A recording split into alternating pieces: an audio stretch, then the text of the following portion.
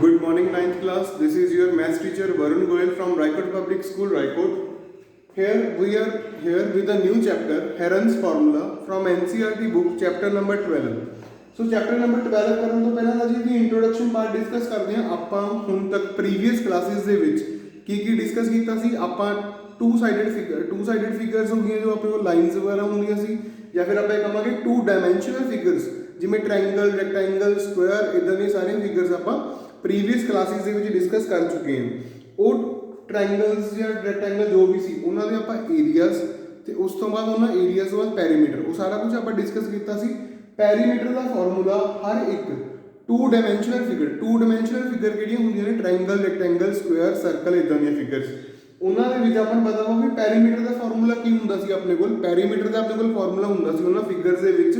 Sum of all sides. ਸਾਰੀਆਂ ਦੀਆਂ ਸਾਰੀਆਂ ਫਿਗਰਸ ਦੇ ਲਈ ਇਹ ਫਾਰਮੂਲਾ ਸੇਮ ਆ, ਸਮ ਆਫ ਆਲ ਸਾਈਡਸ। ਆਫਟਰਵਰਡਸ ਹੁਣ ਆਪਾਂ ਚੱਲਦੇ ਹਾਂ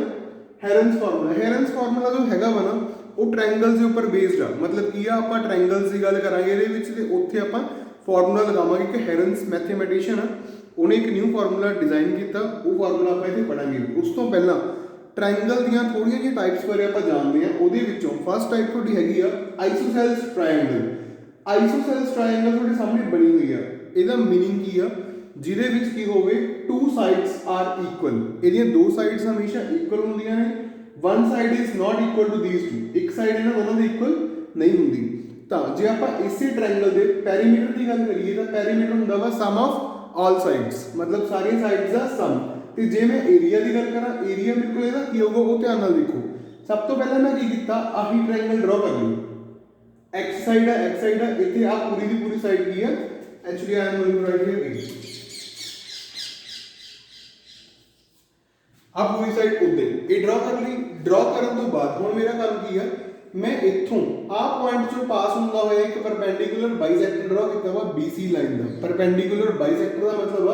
ਜਿਹੜਾ BC ਲਾਈਨ ਨੂੰ ਦੋ ਇਕੁਅਲ ਪਾਰਟਸ ਦੇ ਵਿੱਚ ਕੱਟ ਕਰਦਾ ਵਾ। ਮਤਲਬ ਆਹ ਵਾਲੀ ਲਾਈਨ ਇਹਦੇ ਇਕੁਅਲ ਹੈ। ਦੈਟ ਮੀਨਸ ਆਪਾਂ ਇਹ ਕਹਿ ਸਕਦੇ ਹਾਂ ਵੀ BP is equals to PC। ਹੁਣ ਦੇਖੋ ਏਰੀਆ ਆਫ ਟ੍ਰਾਇੰਗਲ ਦਾ ਫਾਰਮੂਲਾ ਹੁੰਦਾ ਕੀ ਹੈ। ਏਰੀਆ ਆਫ ਟ੍ਰਾਇੰਗਲ ਦਾ ਫਾਰਮੂਲਾ ਹੁੰਦਾ half into base into height. ਠੀਕ ਹੈ ਜੀ। So this is the formula for the area of triangle. So ਇਹ ਜਿਹੜਾ ਆਪਣੇ ਕੋਲ ਟ੍ਰਾਇੰਗਲ ਇਹਦਾ ਏਰੀਆ ਦਾ ਫਾਰਮੂਲਾ ਵਾ ਬੇਸ ਕਿੰਨਾ ਆਪਣੇ ਕੋਲ ਇਸ ਟਾਈਮ, that is A। ਤਾਂ ਮਤਲਬ ਇੱਥੇ ਵੈਲਿਊ ਫਿਲ ਕਰਦਾ 1/2 ਇਨਟੂ A ਇਨਟੂ। ਹੁਣ ਗੱਲ ਕਰਦੇ ਹਾਂ ਹਾਈਟ ਦੀ। ਆ AP ਕੀ ਹੈ, ਤੁਹਾਡੀ ਹਾਈਟ ਹੈ। ਜੇ ਇਹ ਪਰਪੈਂਡੀਕੂਲਰ ਬਾਈਸੈਕਟਰ ਆ ਤਾਂ ਮਤਲਬ ਕਿ ਆਪਾਂ ਚਾਹੇ ਪਹਿਲੀ ਟ੍ਰਾਇੰਗਲ ਯੂਜ਼ ਕਰ ਲਓ ਚਾਹੇ ਦੂਸਰੀ ਕਰ ਲਓ, ਇਹਦੇ ਉੱਪਰ ਆਪਾਂ ਫਾਰਮੂਲਾ ਲਗਾਵਾਂਗੇ ਪਾਈਥਾਗੋਰਸ ਥਿਓਰਮ ਵਾਲਾ। ਹਾਈਟ ਦਾ ਫਾਰਮੂਲਾ ਆਪਾਂ ਨੂੰ ਇਹ ਪਤਾ ਵਾ ਰਾਜੇ, AP ਦਾ ਸਕੁਆਇਰ ਪਲੱਸ BP ਦਾ ਸਕੁਆਇਰ ਇਜ਼ ਇਕੁਅਲ ਟੂ, ਇਹ ਇਕੁਅਲ ਹੁੰਦਾ ਵਾ AB ਦੇ ਸਕੁਆਇਰ। ਪਾਈਥਾਗੋਰਸ ਥਿਓਰਮ ਇਹੀ ਸੀ, ਤੁਹਾਨੂੰ ਯਾਦ ਹੋਣਾ 7th 8th ਕਲਾਸ ਵਿੱਚ ਪੜ੍ਹ ਕੇ ਆਏ ਆ। ਦੋ ਛੋਟੀਆਂ ਸਾਈਡਾਂ ਦੇ ਸਕੁਆਇਰ ਦਾ ਸਮ ਥਰਡ ਸਾਈਡ ਦੇ ਸਕੁਆਇਰ ਦੇ ਇਕੁਅਲ ਹੁੰਦਾ ਆਪਣੇ ਕੋਲ। ਸੋ ਇਹਦੇ ਵਿੱਚ ਵੈਲਿਊਜ਼ ਫਿਲ ਕਰਿਓ। AB ਦੀ ਵੈਲਿਊ ਕਿੰਨੀ ਹੈ, h ਸਕੁਆਇਰ ਇਜ਼ ਇਕੁਅਲ ਕਿਹਦੇ ਹੋਊਗੀ, BP ਦਾ ਸਕੁਆਇਰ। ਦੇਖੋ AB ਦਾ ਸਕੁਆਇਰ, AB ਦੀ ਵੈਲਿਊ ਕਿੰਨੀ ਹੈ ਆਪਣੇ ਕੋਲ x, ਤਾਂ ਇਹ ਆ ਜਾਊਗਾ x ਸਕੁਆਇਰ ਮਾਈਨਸ ਆ BP ਜਿਹੜਾ ਇਧਰ ਪਲੱਸ ਸੀ ਉਧਰ ਮਾਈਨਸ ਹੋ ਗਿਆ ਤੇ BP ਦੀ ਵੈਲਿਊ ਹੈ ਕਿੰਨੀ ਆ, a/2 minus a square by 4। a/2 ਦਾ ਜਦੋਂ ਆਪਾਂ ਸਕੁਆਇਰ ਕਰਾਂਗੇ ਤਾਂ ਉਹ a ਸਕੁਆਇਰ ਬਾਈ 4 ਹੋ ਜਾਊਗਾ। ਤਾਂ ਮਤਲਬ h ਦੀ ਵੈਲਿਊ ਕਿੰਨੀ ਆ ਗਈ, x square minus a square by 4 ਇਹਦਾ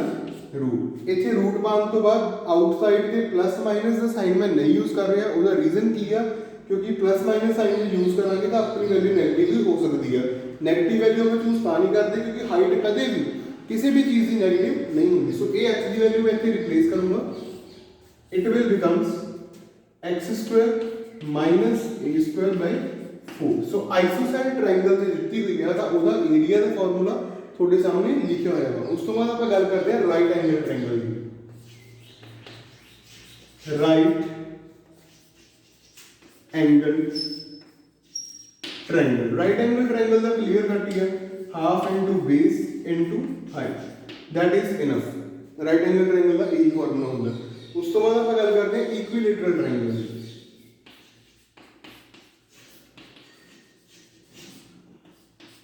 ਇਕੁਇਲੇਟਰਲ ਟ੍ਰਾਇੰਗਲ ਕਿਹੜੀ ਹੁੰਦੀ ਆ, ਆਲ ਸਾਈਡਸ ਆਰ ਇਕੁਅਲ, ਤਾਂ ਉਹਦਾ ਏਰੀਆ ਜੋ ਹੁੰਦਾ ਵਾ ਉਹ ਹੁੰਦਾ √3/2 ਇਨਟੂ साइड स्क्वायर भी जिन्नी भी ਉਹਦੀ कोई भी साइड ਦਿੱਤੀ ਹੋਈ ਹੈ ਉਹਦਾ ਕੀ ਆਊਗਾ ਆਪਣੇ ਕੋਲ स्क्वायर आ जाएगा एरिया एक्चुअली √3/2 स्क्वायर मतलब आप ਇਹਨੂੰ ਲਿਖ ਸਕਦੇ ਹਾਂ √3/4 साइड स्क्वायर सो ਇਹ ਸੀ ਆਪਣੇ ਕੋਲ ਇਕੁਇਲੇਟਰਲ ਟ੍ਰਾਇੰਗਲ ਦਾ ਏਰੀਆ ठीक है जी ਪੈਰੀਮੀਟਰ ਸਾਰਿਆਂ ਦੇ ਕਲੀਅਰ ਹੀ ਹੈ ਪੈਰੀਮੀਟਰ ਕੀ ਹੁੰਦੇ ਸਮ ਆਫ ਆਲ ਸਾਈਡਸ ਸੋ ਇਹ ਸੀਗੀਆਂ ਟ੍ਰਾਇੰਗਲ ਦੀਆਂ ਤਿੰਨ ਟਾਈਪਸ ਉਹਦਾ ਏਰੀਆ ਕੱਢਣ ਦਾ ਫਾਰਮੂਲਾ ਹੁਣ ਹੈਰਨਸ ਆਪਾਂ ਨੂੰ ਕੀ ਕਹਿ ਰਹੇ ਹਾਂ ਉਹ ਆਪਾਂ ਡਿਸਕਸ ਕਰਦੇ ਹਾਂ we will talk about the Heron's formula ਉਹਨੇ ट्रायंगल ਦੇ ਉੱਪਰ ਡਿਫਾਈਨ ਕੀਤਾ ਹੈਰਨਸ ਜੋ ਹੈ ਨਾ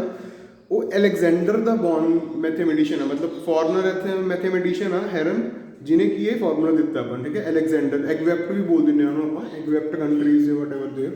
ਓਕੇ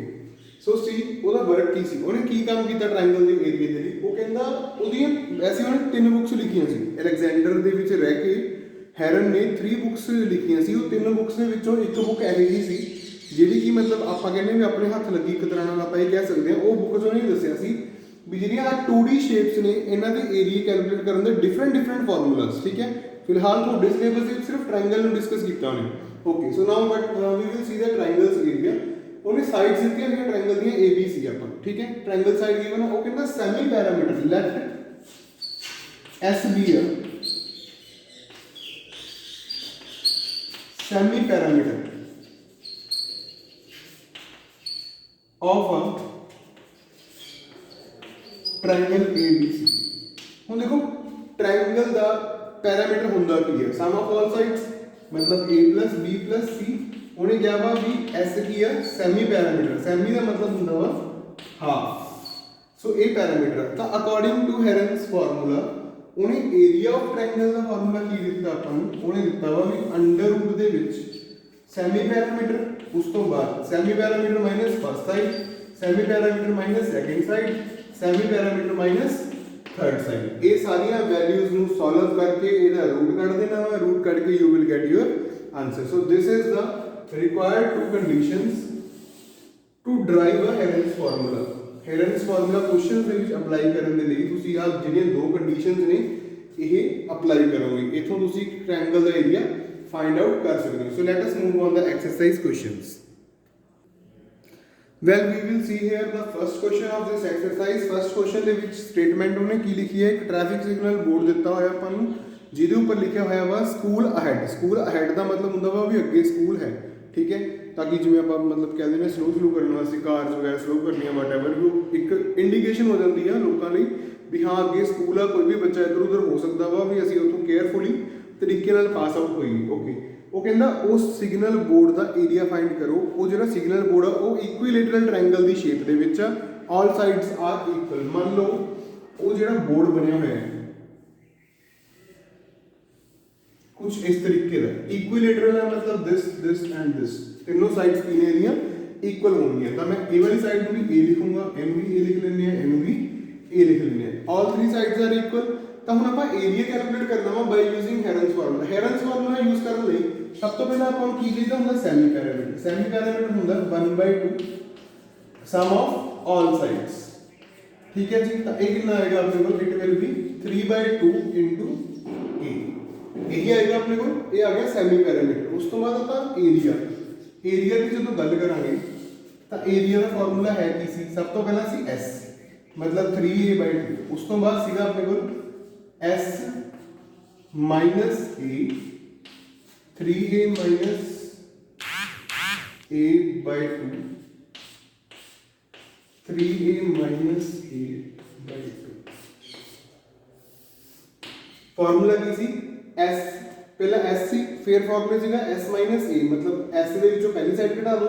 ਫਿਰ s ਤੋਂ ਦੂਸਰੀ ਸਾਈਡ ਫਿਰ s ਤੋਂ ਤੀਸਰੀ ਸਾਈਡ ਰਾਜੇ ਇੱਥੋਂ ਇੱਕ ਚੀਜ਼ ਤਾਂ ਕਲੀਅਰ ਕੱਟ ਦਿਖ ਰਹੀ ਆ ਵਿਜ਼ੀਬਲ ਆਪਾਂ ਸਾਰਿਆਂ ਨੂੰ ਉਹ ਚੀਜ਼ ਵਿਜ਼ਿਬਿਲਿਟੀ ਉਹ ਚੀਜ਼ ਦੀ ਹੈ ਕੀ ਆ ਉਹ ਵਿਜ਼ਿਬਿਲਿਟੀ ਇਹ ਆਪਾਂ ਨੂੰ ਵੀ ਆਪਣੀ ਸਾਰੀ ਸਾਈਡਸ a ਨੇ ਤਾਂ ਆਪਾਂ ਇੱਥੇ a ਐਂਡ a ਮਾਈਨਸ ਕਰ ਰਹੇ ਹਾਂ ਤੇ s ਤਾਂ ਸੇਮ ਹੀ ਰਹਿਣੀ ਆਪਣੀ ਹੁਣ ਦੇਖੋ ਇਹਨੂੰ ਕੈਲਕੂਲੇਸ਼ਨ ਨੂੰ ਸੋਲਵ ਕਰਕੇ ਜਦੋਂ ਆਪਾਂ ਐਲਸੀਐਮ ਸੋਲਵ ਕਰਾਂਗੇ 2 1s 2 ਆ 2 ਇੱਧਰ ਮਲਟੀਪਲਾਈ ਹੋਣਾ 1 ਇੱਧਰ ਮਲਟੀਪਲਾਈ ਹੋਊਗਾ ਤਾਂ ਇੱਥੇ ਆਏਗਾ 3a 2a ਠੀਕ ਹੈ ਇਦਾਂ ਹੀ ਇੱਥੇ ਵੀ ਸੇਮ ਆਏਗਾ 3a 2a/2 ਇੱਥੇ ਵੀ ਸੇਮ ਆਏਗਾ 3a 2a/2 बाई 2 इतने कितना आएगा 3a/2 रूट। ठीक है जी 3a - 2a कितना होता है a/2 तो मैं लिख सकता 3 × a/2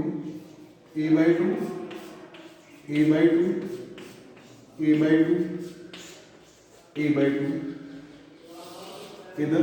अंडर ये चीज लिख सकते हैं आप क्यों आ इनू ब्रेक किया राजी 3 इधर निकलिया ਇਹਦਾ ਜਿਹੜਾ a/2 ਸੀ ਇੱਥੇ ਲਿਖ ਲਿਆ ਉਸ ਤੋਂ ਬਾਅਦ ਇਹਦਾ a/2 ਉਹ ਆ ਸੀ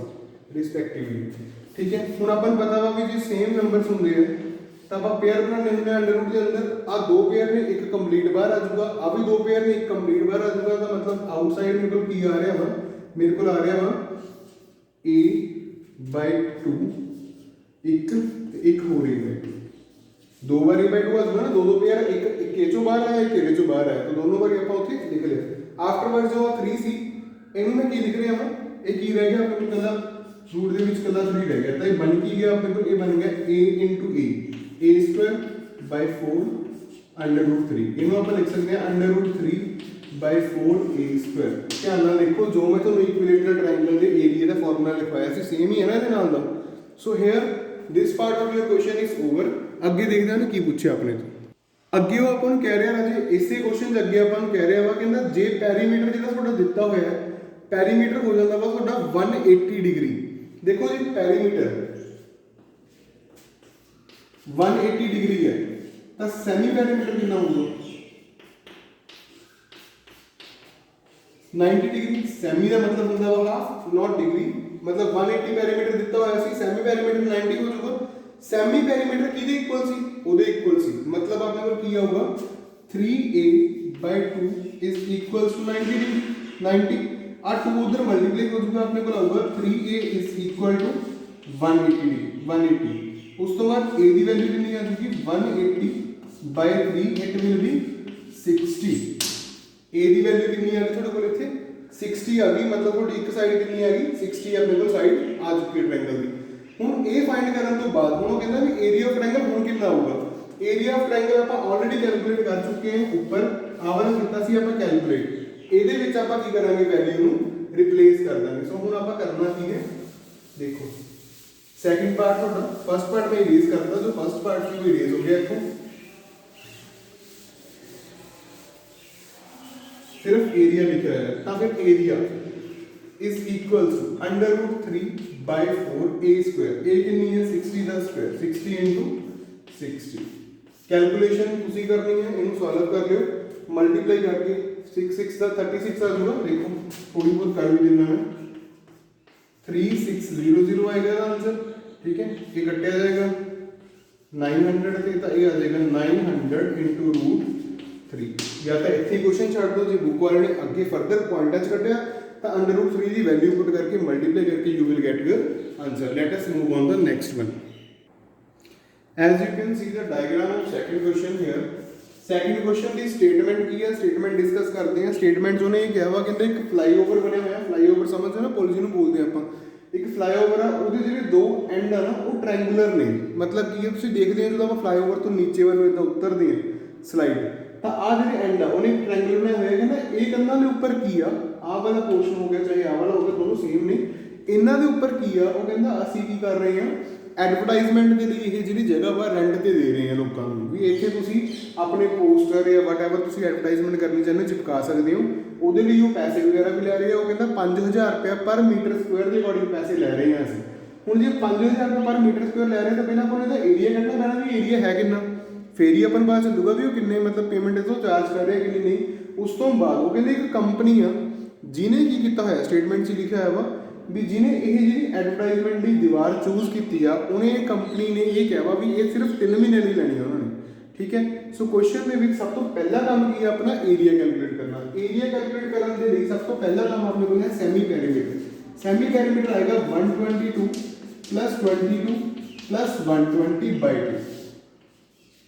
ठीक है जी सो ये अपने को कितना आएगा सॉल्व करके it will B 264/2।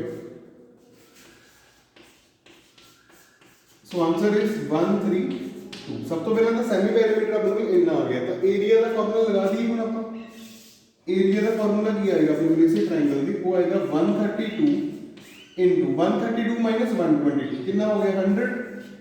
Okay into 132 minus 22 ये कितना हो गया अपने को 110 उस तो बाद 132 minus 120 it will be a 12 upon d so इथे तक अपना क्वेश्चन ये हो गया 110 whatever they are going to write आप वो सारा कुछ लिख चुके हैं 132 100 110 एंड 12 ਹੁਣ देखो 132 ਨੂੰ मैं लिख सकता हूं 11 into 12 मल्टीप्लाई 100 ਨੂੰ मैं लिख सकता 10 into 10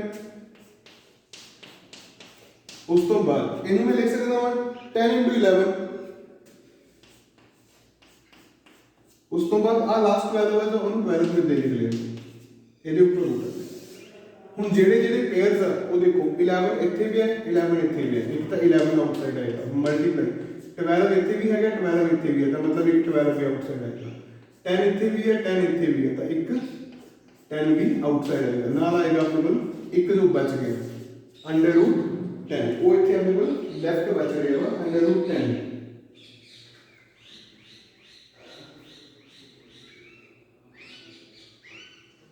actually we will see just a minute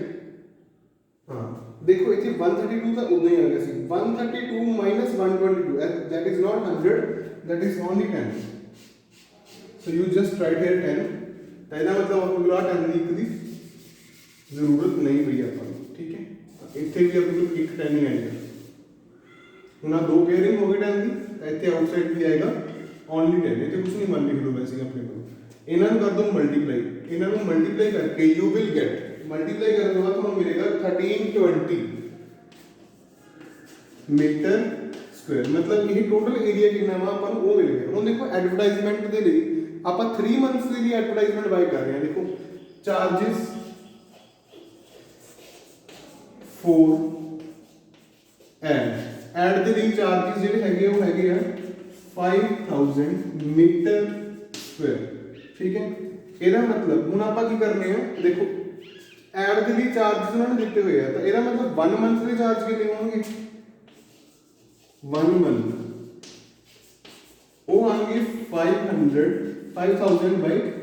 12 ਤਾਂ ਕੰਪਨੀ ਨੇ ਐਡ ਕਿੰਨੀ ਦੇਰ ਦੀ ਲੈਣੀ ਹੈ 3 ਮੰਥਸ ਲਈ